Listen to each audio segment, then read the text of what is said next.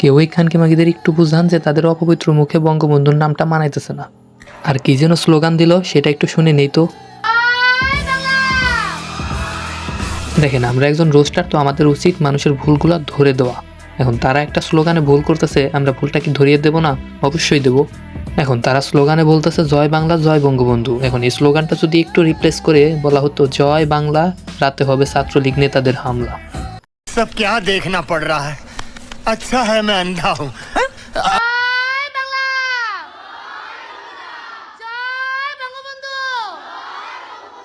দেখেন, ভালো করে দেখেন, এই মেয়েটাকে কি আপনারা কেউ চেনেন? কি বলেন, পুরো বাংলাদেশ এদেরকে চেনে আর আপনি এদেরকে চেনেন না? দাঁড়ান, আমি চিনাইতেছি।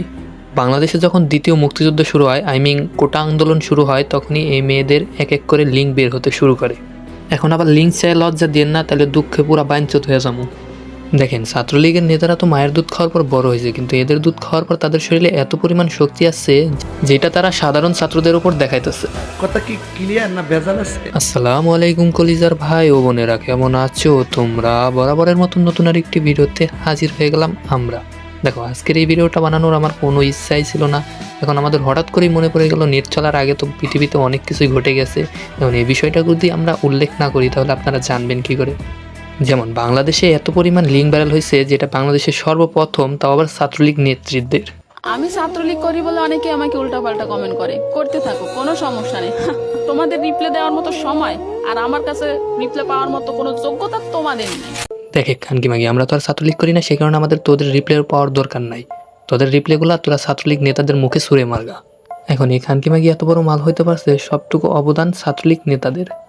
সঠিক বলেছেন, আপনার বুদ্ধি ভালো। তাহলে একটু চলেন দেখে আসি ছাত্রলীগ নেত্রীদের কি কমেন্ট করে, যেটা আমাদের কমেন্ট করার যোগ্যতাই নাই। তোমাদের লিঙ্ক আছে, কিন্তু দয়া করে লিঙ্ক চাইয়া লজ্জা দিবেন না।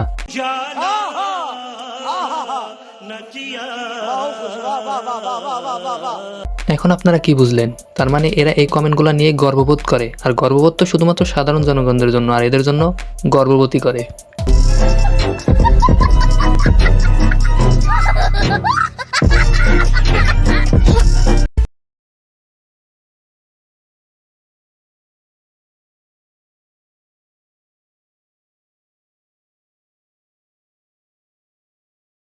আমার সামনে এই ভিডিওটা চলে আসে। এখন এই ভিডিওটা চলে আসার পর আমি প্রথমে ভাবছিলাম গান শুনে যে কোনো একটা প্রেমের কাহিনী হবে। এখন কে জানতো এটা একটা গেমের কাহিনী, যেটা রাতে খেলা হয়। मजा आया और मैं ये जो मजा है हिंदुस्तान के हर व्यक्ति को देना चाहता हूँ। দেখেন কাকা, আমি তো মজা সবসময় দিই, কিন্তু আপনারা আমার মজা দিতে পারেন না। এখন আপনারা আমার মজা দিবেন কিভাবে? আপনাদের তার কোনো টাকা পয়সাও খরচ হবে না। আপনারা জাস্ট চ্যানেলটা সাবস্ক্রাইব করবেন আর ভিডিওতে একটা লাইক করবেন, আর কমেন্টে কিছু বলে যাবেন আপনার মন্তব্য। আর নেক্সট ভিডিও কারে নিয়ে বানাবো এটাও কমেন্টে বলে যেতে পারেন। এখন বাংলাদেশে যে এত পরিমাণ নেট অফ ছিল, তাতে কার কত ক্ষতি হয়েছে সেটা আমরা ঠিকভাবে বলতে পারি না, কিন্তু আমার অনেক ক্ষতি হয়ে গেছে। যাক, ক্ষতিটা আমি এখন বলবো না, যদি শুনতে চান তাহলে কমেন্টে জানাবেন, আমি আপনাদেরকে সংক্ষেপে বলে দেবো। তো চলুন ছাত্রলীগ নেতৃত্বের আরও কিছু ভিডিও দেখা যাক, যেটা দেখিয়ে আপনারা তৃপ্তি পাবেন।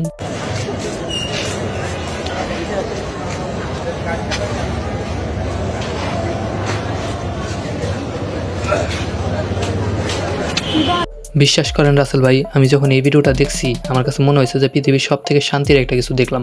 এখন তার বাবা মা তারে পাঠাইছে ঢাকা শহরে পড়াশোনা করার জন্য, আর তারা পড়াশোনা না করে ছাত্রলীগ নেতাদের সাথে যা যা করছে সেটা আপনার লিঙ্কেই দেখতে পারছেন।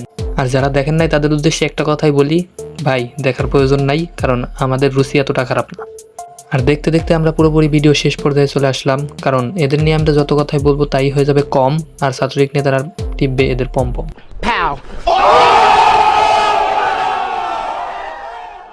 দেখেন, আপনাদের জন্য এত কষ্ট করে ভিডিও আপলোড করি, ভিডিও বানাই, কিন্তু আপনারা আমাদের এমনভাবে সাপোর্ট করতেছেন না।